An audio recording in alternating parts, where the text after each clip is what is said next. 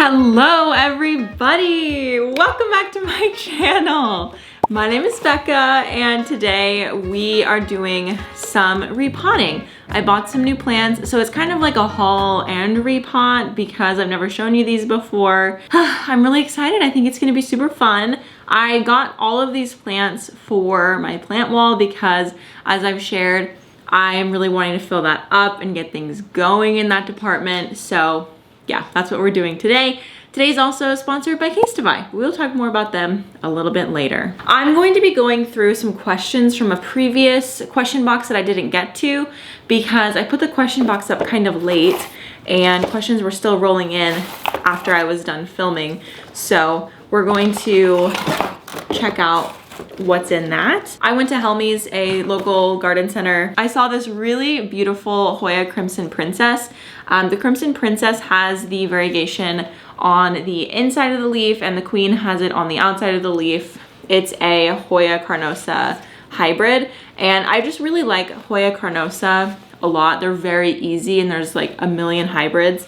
So I have a couple different hybrids around my home and I love them. This is a zigzag cactus or a rickrack cactus. It's a jungle cactus and I used to have one of these at the very beginning of my plant collection. My grandma actually gave it to me from her plant that was like very, very old and it didn't make it. I think maybe it didn't survive the move or maybe before the move. I don't know, something like that, but I don't have it anymore. And I saw a bunch of these, so I grabbed the one that had like the most pieces in it. This is a Ripsalis. Now Ripsalis always confuses me. This just says Ripsalis species. I don't know which one it is. If anybody wants to dazzle me with your ID skills, I'm thinking maybe like mistletoe or something like that. Like that's one of the more common ones. And I do already have one of these. A little bit of a skinnier vine than this one and it's a lot less full. So I don't know, it's kind of throwing me off because the vines are a bit thicker, but I don't know. It could just be a variant within the species. And then I have a very tiny spider plant. This might feel kind of silly to buy, but I think it was like $2. It's very thirsty right now, so it kind of looks bad.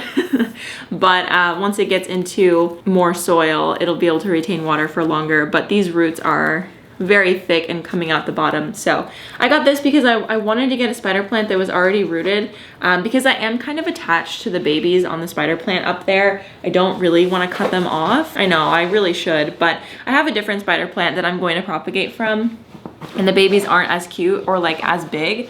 So yeah, we're just gonna do that for that one. And then we're just talking about spider plants so much. This is one that I saw that I was like, this looks very different from other spider plants that I've seen. And I went up to the counter and I bought it and she was like, oh, like, did you see this like cool new spider plant? I was like, yeah, this is like very unique. So as you can see, I don't know if anyone out there really cares that much about spider plants as much as I do, but they have like very, like much wider leaves than the typical spider plant and the babies are much bigger. So this, if you can see like the differentiation here, let me pull away the mother as much as I can.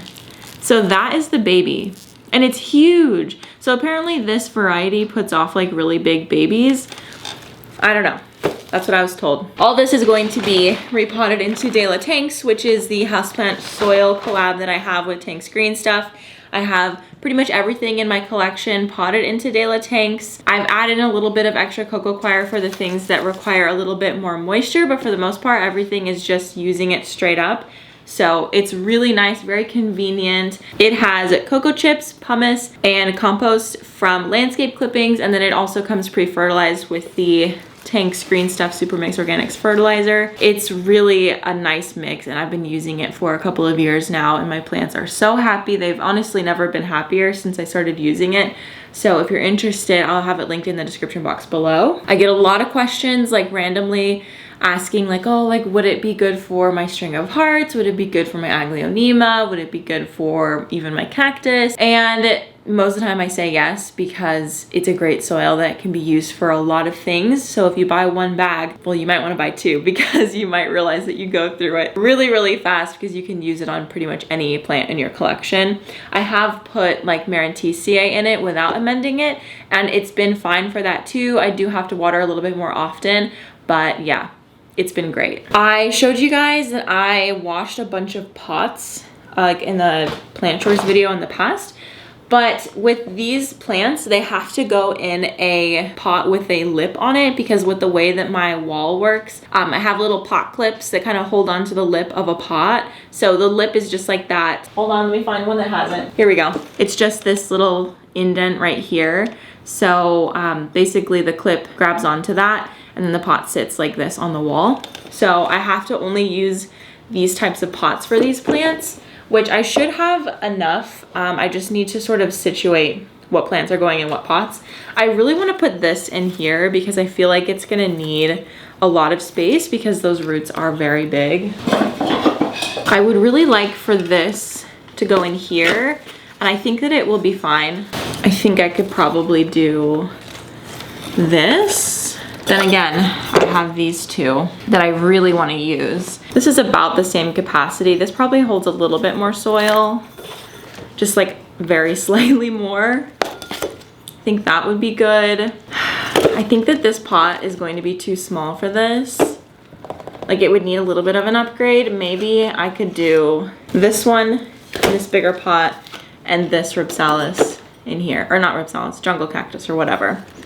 I think I'm gonna do that because I want these to be a little bit lower on the wall and these pots are smaller. So there we go. Now that we've figured out what pots are going with which plants, let's just get going repotting because I could talk forever before I even get started.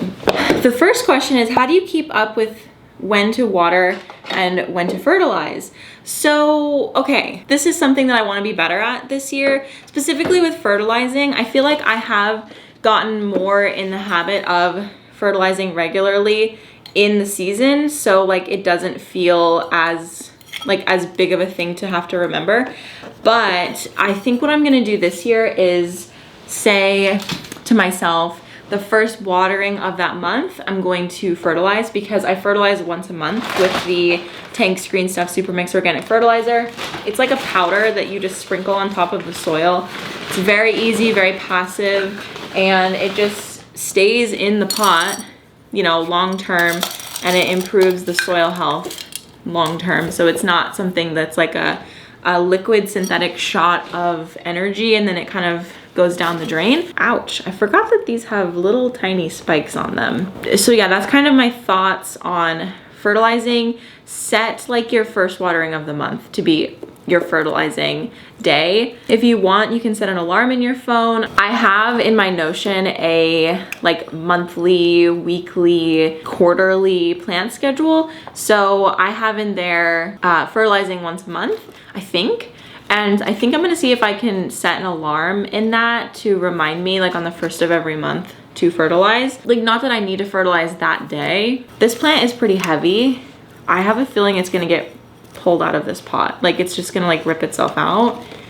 I don't know. And then as far as watering goes, I don't know how to tell you to stay on a watering schedule because I don't really do watering schedules. I kind of just go around every day or every week and look around and see what needs to be watered and then go from there. And admittedly, I'm not great at like watering exactly when a plant needs it, but yeah, that's pretty much how I do it. And so I'm not gonna say I have like the greatest advice for that, but okay, these roots are very big and these holes are very small. I'm just gonna twist off that root. I feel really bad about doing that, but it'll regrow and I don't think I'm gonna be able to get it out of the pot otherwise because this is very, very overgrown. Yeah, there's like no soil in that. No wonder it was drying out so fast. Have you used Fluval for propagating? If so, what are your experiences? I've never used Fluval, but it's something that I've heard of a lot more lately. And I'm doing a propagation experiment with my spider plants that I was talking about like earlier in this video.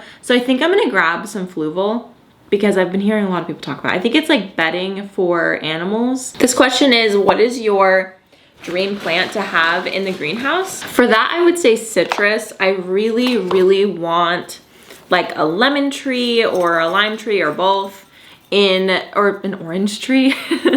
Anything like that would be really great to have in there because I feel like, well, number one, it smells really good and it's kind of hard to keep those things in the home because they need so much light. And so it can be kind of, I don't know, a hassle to make sure that they're getting everything they need. That's pretty much why I've never had one before. indoors, but otherwise I would totally get one. So I think for the greenhouse, I'm definitely going to look into that. There's a company called Fast Growing Trees that I've been monitoring. I think I'm gonna order from them. One of my friends has ordered from them before and had success. Okay, she's potted up. This was the perfect size pot for this plant. It'll grow into it really nicely. And after it gets watered, it's gonna look a million times better. And look, it's already putting off babies. Spider plants are just wild. Okay, let's pause to chat about Casetify, today's sponsor of the video. So if you're not familiar with Casetify, Casetify is the world's most popular tech brand, known best for their protective cases. And of course, their global collaborations. They work with artists from all over the world to come together to make beautiful art for our phone cases. But today we're talking all about the clear cases, which was Casetify's most requested case ever. They are optimized to prevent yellowing and come with long-lasting clarity with UV Defender technology. So for my clear case, you can see that I put a little swatch of fabric on the inside. I saw someone do this on Pinterest. They actually made a embroidery piece and put it on the inside of their phone. And I actually had a scrap of fabric from the pajamas that I'm wearing today. So I thought that would be really cute to show you that like you can customize like for yourself inside of the clear case if you want, or you can just keep it clear because it'll stay looking nice and clear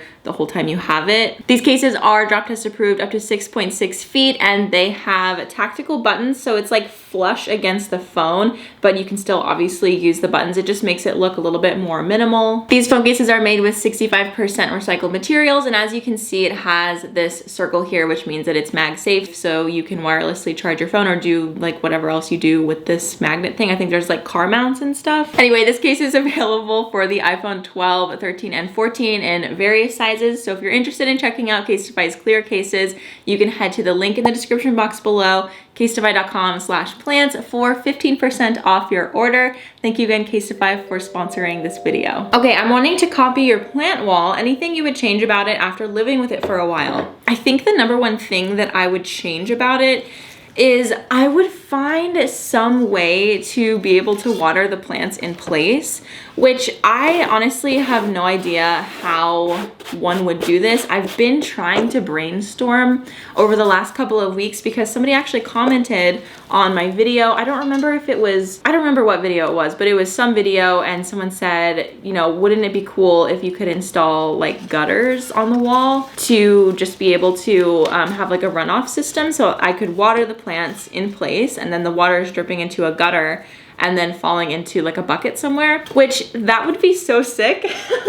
But I have no idea how to make that happen, because the reason that I have it set up the way I do is because I didn't want to have a lot of moisture settling on the wall, because like the plant pots being wet isn't a big deal because they're actually a couple inches, well, more than a couple inches away from the wall. So yeah, I don't water it in place because I'm worried about water just running down my wall. I don't want that to happen. I don't want to have water damage in this room because it is connected to my home. It's not this like separate entity. So it would be so cool to have a gutter system, but I don't really know how to do that and not have like, I'm like afraid of splashback, so I'd have to have it completely cover underneath the plant, and just with the way that it's constructed, I have no idea how I would do it. So I think in a future home, I will obviously revisit this idea of the plant wall and hopefully have some new version of it where I can water the plants in place. Because I mean, I did anticipate that being an annoying part of it, but I didn't think that it would be as annoying as it is, and the plants do get quite neglected because of it. So I don't know, it's so hard to say, but that would definitely be the number one thing I would change about it, and I don't have a solution for how to change it. I think the gutter system is probably like the best solution that I can imagine, and one of you guys actually suggested that, so thank you. But I'm gonna be considering that in future iterations. Other than that, I think that maybe I would have had less rows of plants and focused more on spreading them out a little bit more so that the plants could just grow to be longer. I have a little section right above the ladder that I can only have very small plants in, which I thought would be fine, but it is actually kind of difficult to keep plants that small because plants tend to grow fast, obviously. It was kind of difficult to find plants that would stay at that like 4-inch size long term. So even plants that I had potted there before have already moved up to another spot, and there's only a limited number of spots for those like larger, like more than a 4-inch pot size plants. So I think that I would reconfigure it so that I could have only 6-inch plants up there, because yeah, they just grow too fast and they tend to stay a little bit longer in a 6-inch pot. But when they're in a 4-inch pot, yeah, they just grow too fast. And then of course they need water more often because the pot is so much smaller. So it's a little bit inconvenient in that too. Look at these roots. Oh my gosh. So chunky. I'm really excited to see how this plant does. I'm kind of tempted to cut off this baby already because I want more than one of these because I just think it looks so cool. Okay, this question is how to keep up with new rare plants coming up and up. There's too many. Okay, yeah, this is something that if you're very new to the plant community, will be very shocking to you, that there's like constantly new things coming out, like new options, and it can be very overwhelming when you want all of them. So what I'm gonna say to you is, before you go out and you buy like all of these trendy plants, I think that you should hone in on like what kind of plant parent you are first. Like what kind of care are you willing to give your plants? Are you more of a laid back plant parent like myself? Are you more of a hands-on plant parent, like you constantly want to be touching your plants and fussing over them and watering them? Do you have time for that? Because like, I think there are people who enjoy being like that with their plants, but then they realize over time that they just don't have time for it. And then it becomes this big burden because you've bought plants that need a lot of attention and time and you don't have the energy to do it. So before you go and go nuts shopping for rare plants, or let's say quote unquote rare plants, these plants aren't actually rare, or else they would not be for sale. So let's say commercially rare, that's kind of what me and a few of my friends have said instead of just rare. I know that's like, it's semantics, it doesn't really matter, but I don't know, I think it's an important distinction. But also saying that it's a commercially rare plant acknowledges that at some point this plant is no longer going to have such a high demand. So also something you can do is just straight up wait it out and see what that plant price is in a couple of weeks, months, years. I know that that's kind of like not a very fun answer because you probably want the plant right now, but just understand that the plant market is like up and down all the time, and plants that were very, very expensive a couple years ago are now being sold like practically off the side of the road for like $3. You know what I mean? Like Pilea peperomioides is a great example of that. That plant was so hard sought after like 4 years ago. And now like, I don't really know that many people that even have it. So it was very trendy and popular, rare plant, but now I never even hear about it. So just something to consider. Like it's kind of like with clothing. If you're constantly keeping up with the trends, you're always going to be spending money on things that are not going to be popular in like literally 2 weeks. So just think about it.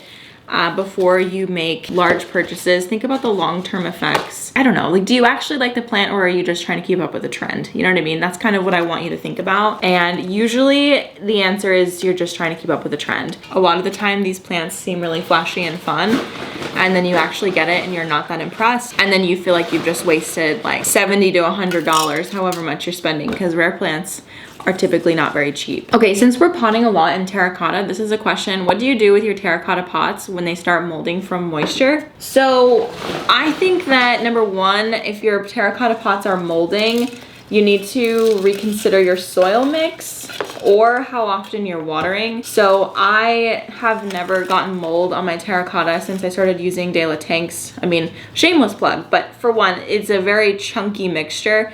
So if you can't access De La tanks or you don't want to access De La tanks, that's totally fine. But just make sure that you're using a chunky soil mix that holds water but isn't like saturated in water. you want the water to be held within the components of the soil, but not necessarily like keeping it waterlogged. Like for example, the De La Tanks has pumice, and pumice is like a porous stone type of thing. And so water is held in the porosity of the pumice.